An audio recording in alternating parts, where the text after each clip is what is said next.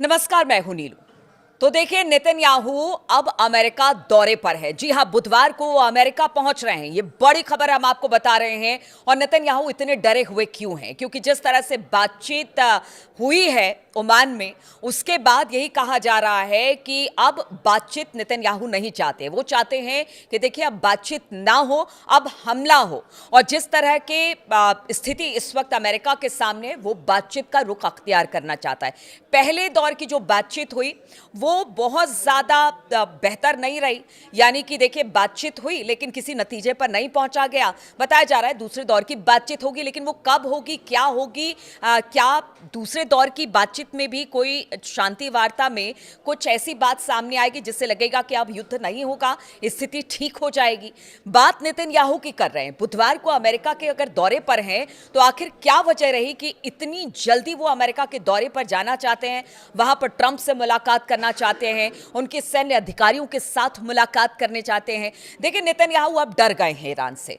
Netanyahu को यह लग रहा है कि अगर इसी तरह से बातचीत और कूटनीति का रास्ता अख्तियार किया गया तो ईरान कभी भी इजराइल पर हमला कर सकता है। और इसका जिक्र उन्होंने किया है। उन्होंने साफ तौर से कहा है कि उनकी बैलिस्टिक मिसाइल हो या फिर उनकी सुपरसोनिक मिसाइल हो या जिस तरह से परमाणु कार्यक्रम वो चला रहे हैं, उससे कभी भी एक बड़ा हमला हो सकता है। उन्होंने सिर्फ इजराइल का ही जिक्र नहीं किया है। उन्होंने कहा है कि देखिए, जो हमला हो सकता है वो बॉस्टन पर भी हो सकता है, वॉशिंगटन डीसी पर भी हो सकता है, मियामी पर भी हो सकता है। इसकी आशंका नेतन्याहू ने जाहिर की है। इसलिए उनका कहना है कि अब और देर नहीं करना चाहिए और तुरंत ईरान पर हमला कर देना चाहिए। अगर बात की जाए ओमान में जिस तरह से बातचीत हुई, उसके बाद अब्बास अरागची को हमने देखा दोहा पहुंचे। दोहा में उन्होंने साफ तौर से कह दिया कि देखिए, जो यूरेनियम इनरिचमेंट है वो तो हम कम नहीं करेंगे। और साथ ही साथ उन्होंने ये भी कह दिया कि हमारे मिसाइल प्रोग्राम को भी हम नहीं बंद करेंगे, लंबी दूरी क्या, हम तो बंद ही नहीं करेंगे। और तीसरा, उनके जो प्रॉक्सीज हैं उनके साथ भी किसी तरह के रिश्ते हम नहीं तोड़ सकते हैं।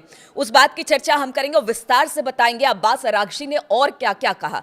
लेकिन इसी बीच एक खबर यह भी आ रही है कि नेतन्याहू ने एक सैटेलाइट तस्वीर दिखाई है और उसी सैटेलाइट तस्वीर को लेकर वो अमेरिका जा रहे हैं, क्योंकि अब उनकी चिंता इसलिए बढ़ गई है कि पीछे हमने देखा था 12 दिन के युद्ध में किस तरह से ईरान के जो परमाणु संयंत्र है उन पर B-2 बॉम्बर से हमला किया गया था। कहा यह गया कि अब देखिए, ऐसा है कि उनके जितने भी परमाणु ठिकाने हैं ईरान के, उनको सबको खत्म कर दिया गया है और अब इस परमाणु कार्यक्रम को हमने बहुत पीछे धकेल दिया। इस तरह से इजराइल और अमेरिका का कहना था।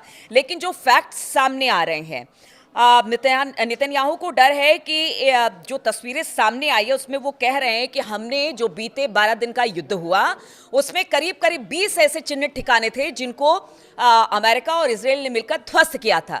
बताया जा रहा है कि उस 20 में से करीब करीब 12 संयंत्रों में इस वक्त काम हो रहा है और बड़ी तेजी के साथ मिसाइल बनाए जा रहे हैं, जिस तरह से नेतन्याहू का दावा है इस सैटेलाइट पिक्चर को लेकर। बात वो कर रहे हैं कि देखिए, सहरूत जो साइड है उनकी, सहरूत में इस वक्त जबरदस्त तरीके से मिसाइलें बनाई जा रही हैं और इन मिसाइलों में बताया जा रहा है कि बैलिस्टिक मिसाइल है, सुपरसोनिक है, परमाणु मिसाइलों तक को बनाया जा रहा है।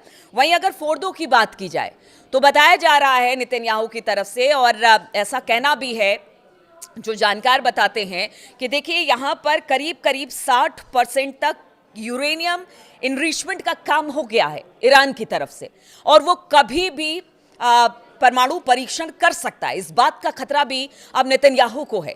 यानी वो चाहते हैं कि इससे पहले कि ईरान हमला करे इजराइल के लिए, इजराइल को वो खतरा, इजराइल पर अब खतरा बता रहे हैं ईरान को लेकर, वो चाहते हैं कि उससे पहले ही हमला हो जाए। और यहां तक नेतन्याहू ने कह दिया है कि अगर अमेरिका हमला नहीं करता तो फिर हम अपनी सुरक्षा के लिए हमला करेंगे।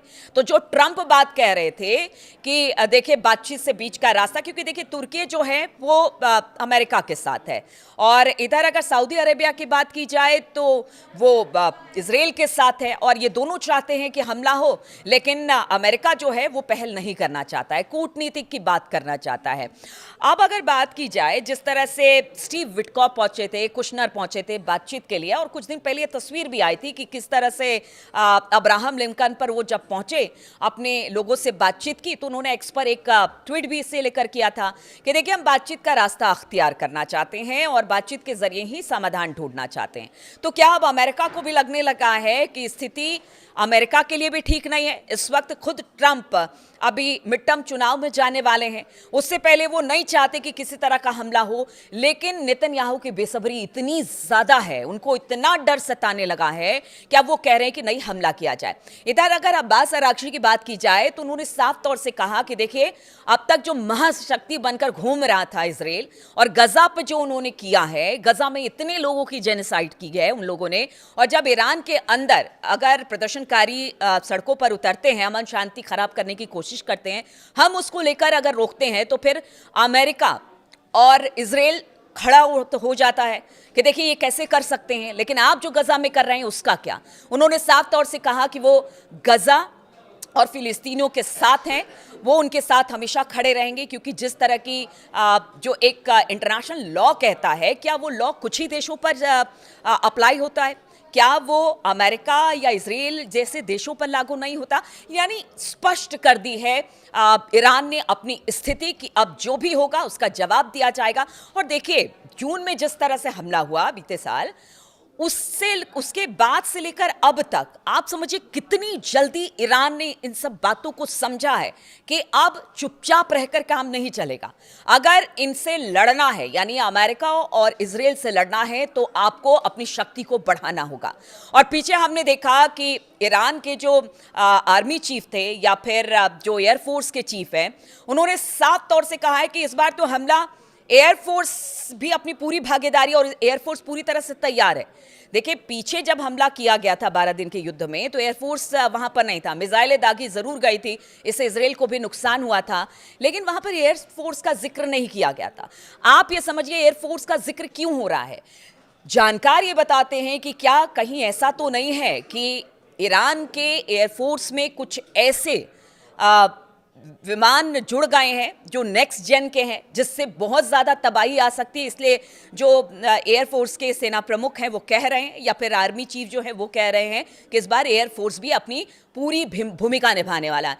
यानी आप देखिए कि मिसाइल तो एक बड़ा संकट था ही इसराइल के लिए भी और अमेरिका के लिए भी, और दूसरी तरफ अगर बात की जाए तो अब एयरफोर्स और आर्मी चीफ भी कह रहे हैं कि हमारी भी भूमिका अहम रहने वाली है, एयरफोर्स खास तौर पर।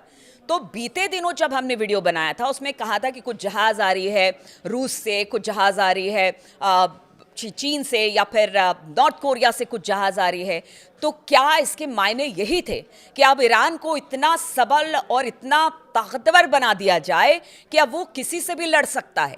अब ये जो स्थिति इस वक्त बनी है, वर्ल्ड ऑर्डर में जो चेंजेस हो रहे हैं और रूस और चीन लगातार ईरान के पीछे खड़ा है, तो माना जा रहा है कि उसकी शक्ति में बढ़ोतरी हो रही है। और ये समय है, अब ईरान को भी समझ में आ रहा है कि देखिए इजराइल और अमेरिका बैकफुट पर है, और ये समय है जबकि ईरान इन बातों को भुना सकता है, अपनी ताकत को दिखा सकता है, और ये बता सकता है कि अब डरने वाले हम नहीं हैं। और वो तो यहां तक कह रहा है कि अपने देशों में भी, जो अरब देशों में भी दो गुटों में बटे हुए हैं जो देश, उनको भी एक तरह से बताने की कोशिश। अगर दोहा जाते हैं और वहां पर खास तौर पर अगर बात की जाए, सुन्नी बाहुल इलाका है और ईरान जो है शिया बाहुल इलाका है, वहां पर जाकर अगर सुन्नियों के हितों में बात करते हैं तो ये भी एक बड़ा संदेश देने की अब्बास अरागची कोशिश कर रहे हैं। यानी हर मोर्चे पर ईरान जो है बिल्कुल सधे हुए तरीके से अपनी प्रतिक्रिया दे रहा है, और एक डिप्लोमेसी जिस तरह से ईरान ने पीछे दिखाई है और अब भी वो दिखा रहा है, उससे तो ये कहा जा सकता है कि ईरान इस वक्त